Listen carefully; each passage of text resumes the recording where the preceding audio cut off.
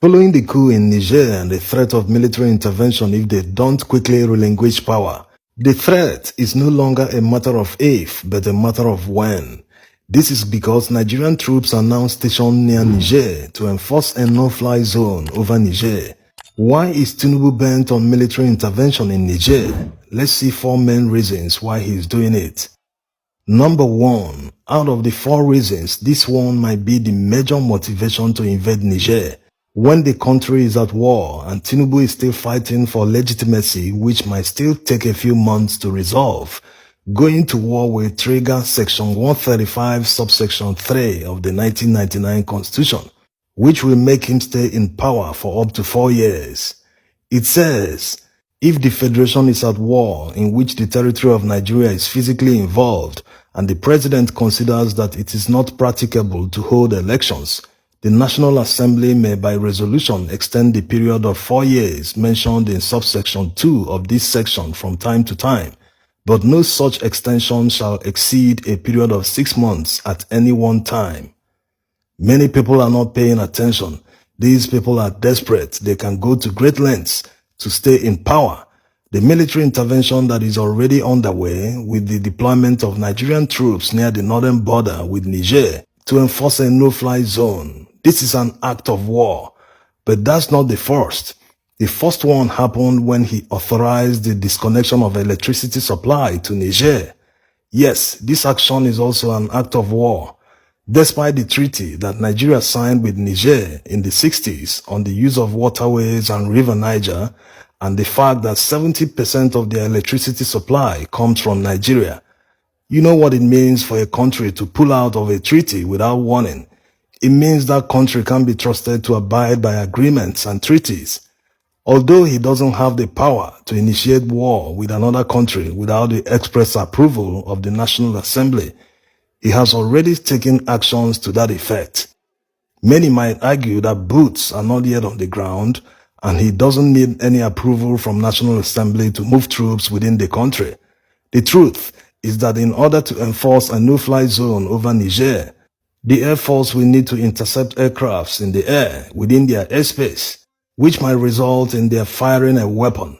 What if someone gets hurt and they retaliate?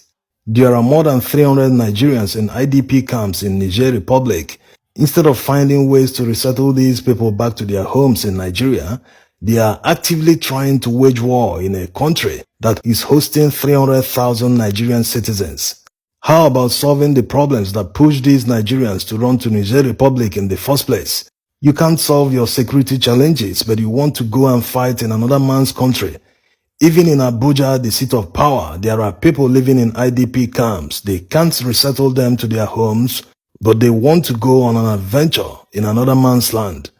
There's no single benefit for Nigeria in this their adventure. Instead, we are losing money. We don't even have the money for this kind of experiment. Nigeria is simply broke.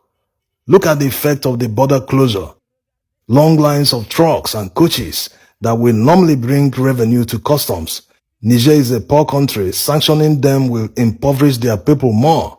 Besides, many of them support the military that took over power. Look at this banner, Abat la France, which means down with France in English. So why are they crying more than the bereaved? Why the focus on Niger? This kind of attention, Mali, Burkina, didn't receive them when the military took over power there. Are they aware that Russia is backing some of them? Although the Russians have denied backing Niger or even interested in what is going on, we know their antecedents. We shouldn't take their statements seriously. When they deny something, the next day they do the complete opposite. Remember what they said before the invasion of Ukraine, only to invade them a few days later.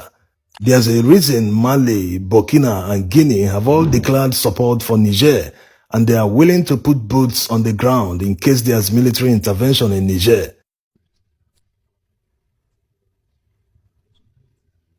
Ibrahim Traore of Burkina Faso recently met Putin in Russia. No one knows what they discussed.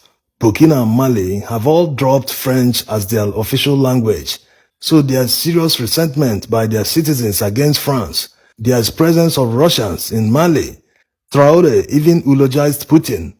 that they can buy whatever they want from Russia, unlike the West that gives conditions and in some cases, they won't even sell to you. Ils ne refusent rien. En fait, tout ce qu'on veut acheter, la Russie accepte nous vendre parce que c'est pas le cas avec d'autres pays.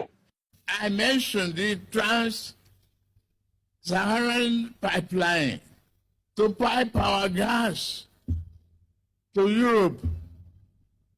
Why should we leave Russia to do the whole thing? And This brings us to the next reason Tinubu wants to invade Niger. Yes, for economic reasons, the Trans-Saharan gas pipeline moving gas from Nigeria through Niger, Algeria, and crossing the Mediterranean to Europe will bring Nigeria's gas to Europe. But are the Nigerian military against it? They will earn money if the pipelines passes through their country. The entire region is very volatile. Very few investors will take the risk to lay gas pipelines across the restive region. That's why Morocco proposed an alternative route to Nigeria. Besides, whichever route they take to bring the gas to Europe, Russians don't like competition. The major reason they invaded Ukraine was because the huge gas reserves off the Ukrainian coast was about to be mined by oil and gas conglomerates. With the situation on ground there, no mining can take place for now. Russia, having been cut off from supplying gas to Europe, they won't allow Ukraine to do that either. Coming back to Nigeria and looking at the economic situation on ground, Nigerians urgently need more gas pipelines spread across many cities as alternative to petrol. Whether it's CNG, LNG, we need them now to sustain our economy instead of selling gas to other people. So instead of wasting money in the guise of restoring democracy in another country, why not use the money to better the lives of Nigerians who own the money in the first place? We need serious